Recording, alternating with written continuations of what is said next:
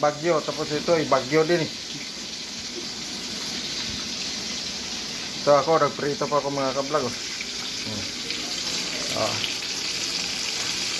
Ay mahirap ang panahon ngayon.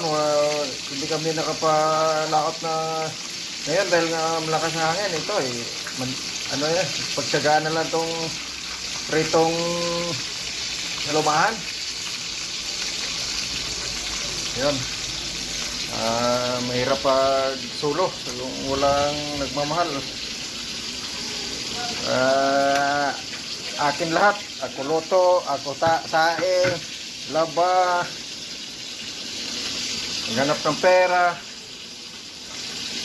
sulo light. Ganito ang buhay ng sulo light. Inabandon na sa pamilya. Itinakwel na kaya ganito na ang buhay Solo na sa buhay. Solo din maghanap buhay.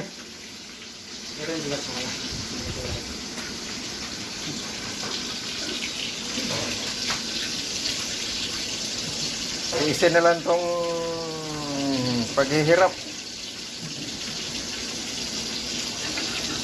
Dahil wala nang may nagmamahal. Buti ito si Dong Joel buti itong isa kong kasama, mayroong nagmamahal na pamilya. Ako wala Ito nga, solo na lang ako nagluluto, solo ako naglalaba, lahat solo. Yan. Ganito ang buhay na inabandon ng pamilya. Itinakwel na baga, kung baga itinakwel na sa pamilya, ganito na ang buhay. Ang dahilan Ano do?